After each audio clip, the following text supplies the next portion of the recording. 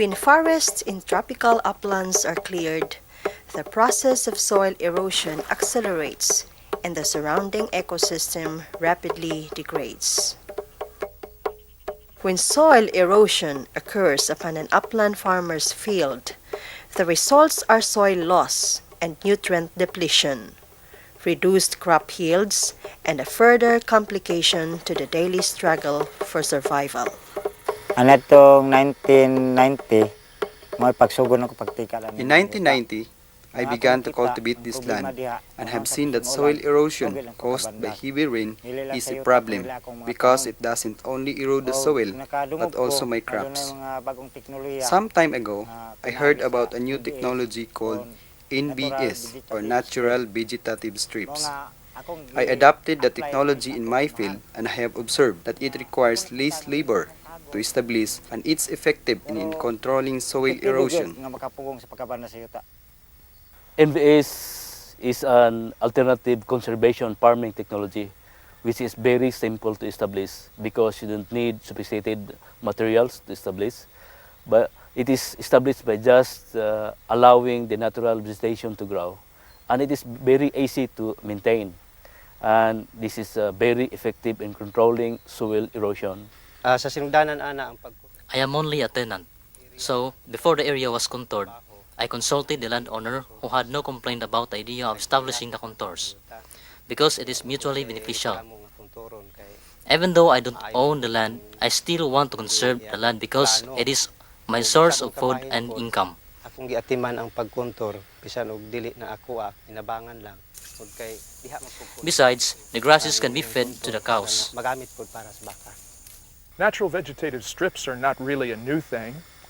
Some farmers have been using them for years, for they're a traditional practice that we've seen in a few areas of the Philippines. What's new is that scientists and extensionists have begun to realize that this traditional practice makes sense. It's a simple solution for a big problem. Natural vegetative strips are so easy to install that farmers are eager to adopt them when they're aware of the practice. Many farmers and their families are unfortunate in having to farm steep, fragile hillsides, but with natural vegetative strips, they can do so and expect to maintain their yields continuously over years. They won't have to abandon their farms because soil loss has caused their yields to decline. Natural vegetative strips, which are planted 8 to 12 meters apart, will effectively control and protect soil particles from being detached and transported as the result of erosion by rainfall. So these strips are the key to the soil erosion concept. They provide the barrier and increase the infiltration of water so that the soil particles accumulate behind the barrier rather than running off the field. As years pass, a hillside with natural vegetative strips will be preserved and transformed into terraced alleyways, thus increasing crop yields and greatly diminishing the problems of erosion. How do natural vegetative strips benefit the community? Well, they keep the soil on the land, not in the streams, and therefore they protect the quality and quantity of the water that people use as drinking water. In addition, for the lowland communities, by keeping the soil on the land, they protect against siltation of the irrigation systems. They reduce flooding of the big lowland cities, and they keep the fisheries on the coastal zones from being destroyed by sedimentation. Determining the contour line is very important in laying out the NBS. This can be done by using either A-frame or the Kausbach method. A-frame can be made using a simple indigenous materials. This is simple but effective in locating the contour line. While the Kausbach method is by just observing the angle of the back of the cow as the cows walk across the slope. And this Kausbach method, the laying out of contour line is incorporated during the land preparation. Sa akong paghimo sa contour line kung NBS, natural vegetative strip, To establish NBS, I determined the contour line using the Kausbach method. When the head and the back of the cow is level, this means I am plowing along the contour line.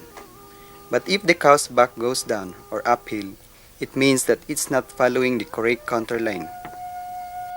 Kung balance ang likod ug ulo sa baka. Naturally, over time, as terraced alleyways are formed, scouring can occur.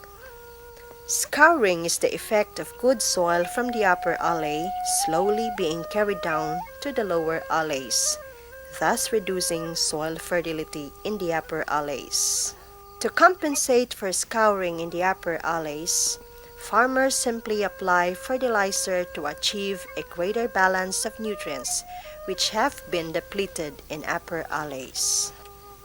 Some farmers would like to have further value by planting fruit trees, timber trees, fodder grasses, and legumes, and other cash perennials.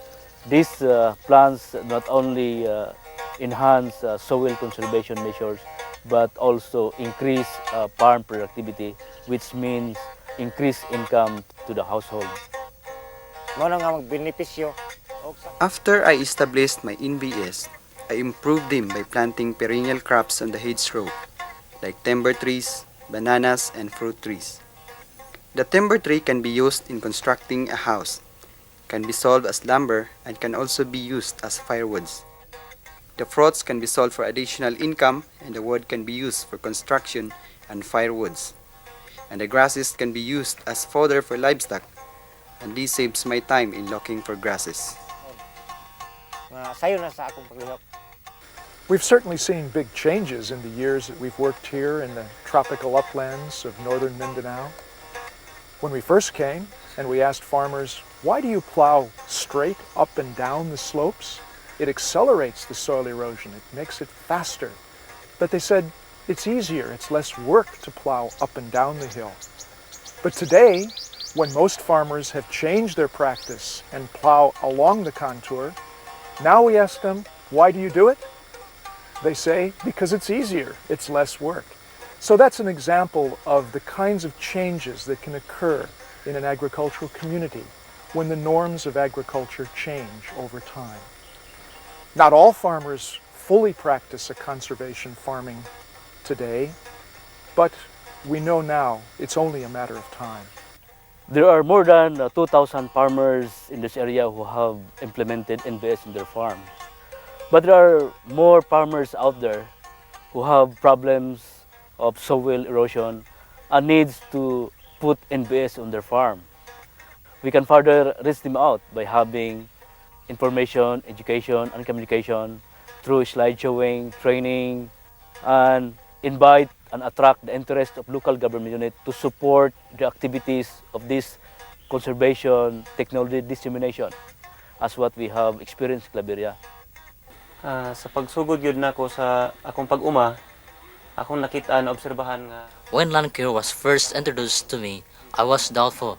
Through cross visits, I saw how farmers conserved their area and how their yield increased. I was convinced, and I realized that what land care taught me about soil conservation is the solutions to have better production. In my understanding, this would help me in conserving my land and increase production, and aside from that, we could help protect the environment. Miadto kami sa mga lain nga mga mag-uuma, di nagkonserbar na niining soil conservation.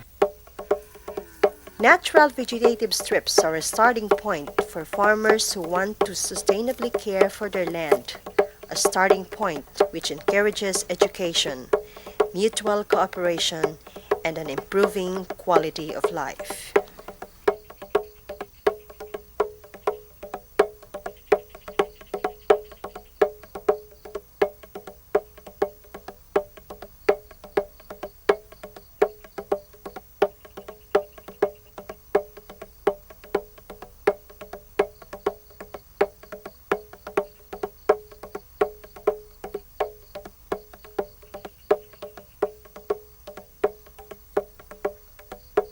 This video was produced by the International Centre for Research in Agroforestry, with financial support from the Cornell International Institute for Food and Agricultural Development. Support for research was provided in part by the United States Agency for International Development and Cooperacion Española, the Spanish International Cooperation Agency.